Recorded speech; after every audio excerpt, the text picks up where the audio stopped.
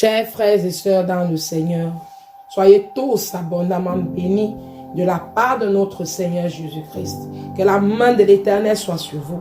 Que le Seigneur Jésus-Christ visite vos vies. Que le Seigneur Jésus-Christ fasse du bien à vos vies. Que le Seigneur Jésus-Christ vienne combattre pour vous. Alléluia. Ce matin, mon thème il est simple. C'est la foi. Alléluia. Mon thème de ce matin, c'est la foi. Dans la parole de Dieu, il est écrit que la foi est une ferme assurance des choses qu'on espère et une démonstration de celles qu'on ne voit pas. La foi est une ferme assurance des choses qu'on espère et une démonstration de celles qu'on ne voit pas. Chers frères et sœurs, dans le Seigneur, je vais couper court ce matin. Selon l'expérience que j'ai, j'aimerais vous dire que la foi, c'est ta perception. Alléluia. La foi, c'est ta perception à gagner ou à perdre. Je vais le couper comme ça. Pourquoi est-ce que je le dis? Chers frères et sœurs, je vous ai toujours dit que l'ennemi utilise beaucoup nos sens pour nous décevoir. Parce que l'ennemi utilise beaucoup nos sens pour nous amener à douter de ce qui est écrit.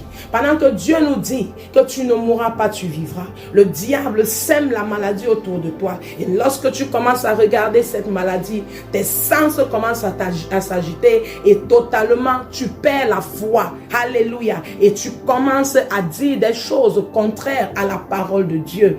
Oh oui, cette maladie certainement va m'emporter. Mon frère, ma soeur, tu viens juste de confesser le mensonge de Satan. Et parce que le diable connaît la parole de Dieu qui dit que le pouvoir de la mort et de la vie se trouve sur la langue. Ça veut dire que toi-même, tu as accepté de faire corps avec ce que Satan voulait faire dans ta vie. Tu as accepté toi-même de tomber dans le piège de Satan. Mais mon frère et ma soeur, ce matin, j'aimerais que tu lèves tes yeux haut. J'aimerais que ton esprit s'élève. J'aimerais que mon frère et ma soeur, que tu regardes au-dessus de tes problèmes. Vous savez, beaucoup de fois lorsque j'entends des personnes parler, hier par exemple, j'ai suivi une dame qui travaille dans une maison psychiatrique et elle était en train de me dire, voici une dame qui était éperdument amoureuse et elle a donné de tout ce qu'elle avait à son mari. Et le mari plus tard l'a déçue. Il a pris tout ce qu'elle possédait. Ça veut dire quoi? Les terres, tout ce qu'ils avaient cultivé ensemble, le monsieur a réussi à le prendre. Et non seulement, comme si ça ne suffisait pas, comme on le dit souvent, la cerise sur le gâteau, il a maintenant pris sa meilleure amie pour l'épouser. Oh mon Dieu, quel dommage. Alors pour cette femme, la vie est finie. La vie est finie. La vie est totalement arrêtée. Elle est maintenant dans un centre psychiatrique. Et c'est une jeune fille, s'il vous plaît, où elle bave. Il faut qu'on la contrôle 24 heures sur 24. Sinon, elle va se faire du mal. Tout ce qu'il y a dans sa pensée, c'est d'abandonner. Mais je crois que cette fille, elle a une grande destinée. Mais ma question, c'est que, qu'est-ce qu'elle regarde? Elle a regardé à quoi? Elle a donné sa vie à quoi? Oui, j'aimerais à commencer, peut-être elle ne connaît pas Dieu. Mais toi qui connais Dieu, même chez les chrétiens, on trouve des personnes comme ça. Face à une situation difficile, on commence à tout abandonner. On commence à se mourir. Alléluia. Il y a des cas, lorsqu'on dit à quelqu'un, toi tu atteins du cancer. Je sais que ça c'est une flèche déjà. Chaque fois qu'on a dit à quelqu'un que toi on a diagnostiqué que tu as un cancer, il te reste 2 semaines à vivre. La plupart du temps ces personnes, si tu l'avais vu, avant qu'elle n'entre chez le docteur et avant qu'elle ne ressorte, cette personne déjà porte déjà le masque de la mort. Faites attention à ce que l'ennemi vous dit. Est-ce que vous avez conscience de la parole de Dieu? Est-ce que vous avez conscience que Jésus est mort sur la croix pour vous? Est-ce que vous avez conscience qu'il a versé son sang afin que vous ayez la vie? Est-ce que vous avez conscience que son sang précieux nous a rachetés? Est-ce que vous avez conscience que lui, il a combattu pour nous afin que nous ayons la vie? Il a dit sur la croix que tout est accompli. Mon frère et ma soeur, qu'est-ce que tu regardes? Voilà pourquoi j'ai dit, la foi c'est la perception. Alléluia. Parce que si tu as une perception forte, alléluia, si tu as les yeux levés vers le Seigneur, tu vas te dire, écoute, vous m'avez dit certainement qu'il y a un cancer, mais je proclame que moi, ce cancer ne va pas me tuer. Hey, le diable déteste les gens qui parlent la foi. Le diable déteste les gens qui parlent la parole de Dieu. Le diable déteste les gens qui s'accrochent à la parole de Dieu. Mon frère et ma soeur, tu es de quelqu'un. Ceux qui parlent charnellement, ou bien ceux qui parlent spirituellement, ou ceux qui parlent la foi, ou bien ceux qui voient Dieu. Alléluia. J'aimerais que mon frère et ma soeur, lorsqu'une situation t'arrive, peut-être que tu es au chômage, ça fait peut-être plus de 10 ans, rien ne va depuis ton enfant, les choses sont perturbées à gauche et à droite. J'aimerais d'abord te poser la question, est-ce que tu as la conviction que tu es un enfant de Dieu? Parce que si tu as la conviction que tu es un enfant de Dieu, ce matin j'aimerais te dire, regarde le ciel et la terre que l'Éternel a créé. Souviens-toi du livre de Genèse, la Bible dit que Dieu t'a béni et il t'a dit soumets la terre, remplis-la, il t'a dit domine-la, il t'a dit transforme-la. Mon frère et ma soeur, tout ce que tu es en train de vivre là, c'est le diable. Il ne faut pas laisser que ce que le diable te fasse voir devienne ta destinée, devienne une vérité dans ta vie, dans la vie de tes enfants, dans la vie de ceux qui t'entourent, pour toujours dire moi c'est l'échec. Non, l'échec n'est pas ton lot et ton partage. J'aimerais te dire, mon frère et ma soeur, lève-toi dans la prière, commence à proclamer la parole de Dieu, commence à dire que le sang de Jésus-Christ t'a racheté, commence à dire que cette condition n'est pas de toi. Alléluia.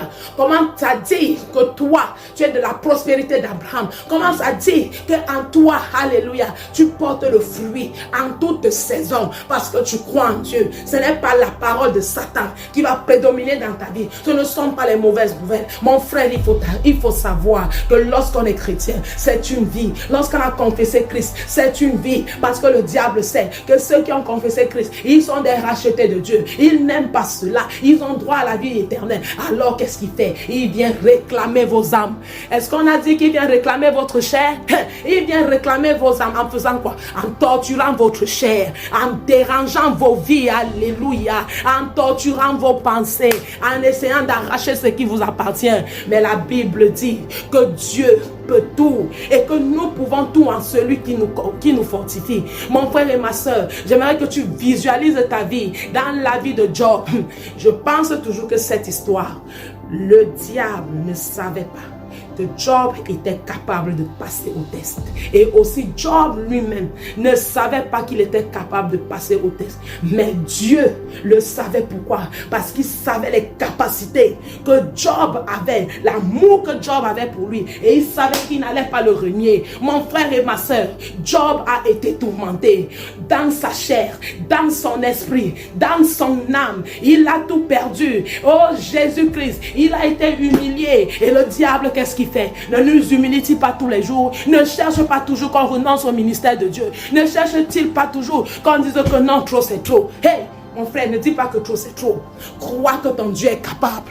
Humilie-toi devant ton Dieu. Cherche ton Dieu et appelle en existence les choses qui sont mortes dans ta vie. Regardez toutes les délivrances que Jésus a fait. Jésus a dit à Lazare, sors. Je viens te dire, mon frère, sors de ces problèmes, sors de ces mauvaises pensées, sors de cette mauvaise vision et embrasse la vraie foi.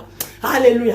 Que ce que tu vas proclamer dans ta vie positivement, que cela t'arrive au nom de Jésus-Christ. Et si tu as eu à confesser des choses négatives, prends un temps d'arrêt, mon frère et ma soeur. Reviens dans ta vie. Alléluia. Demande pardon à ton Dieu. Parce que lorsque nous confessons des choses négatives, nous ouvrons largement une porte au diable. Nous lui donnons accès à nos vies, de nous manipuler, de faire de nous ce qu'il veut. Alléluia. Mon frère et ma soeur, si tu as eu à le faire, c'est le temps pour toi de te repentir et maintenant de te ressourcer dans la parole de Dieu et surtout d'être convaincu que ce que je proclame est la vérité, que ce que je dis va prendre effet, que ce que je dis va changer ma situation, que ce que je dis, alléluia, va me sauver, que ce que je dis va me ramener de la mort à la vie. Mon frère et ma soeur, j'aimerais que tu deviennes un soldat de Dieu, une guerrière, un guerrier, quelqu'un qui ne se lasse pas, parce que le diable ne se lasse pas. Si vous ne le saviez pas, il multiplie toujours des plans. Mais lorsque tu es élevé, lorsque tu commences à être élevé, lorsque tu commences à être comme un Moïse, lorsque tu commences à être comme un Job, le diable commence à avoir peur de toi. Alléluia. Le diable commence à avoir peur de toi. Alors, chers frères et sœurs dans le Seigneur, voici mon encouragement ce matin. Que ta perception change, que ta foi domine, une bonne foi.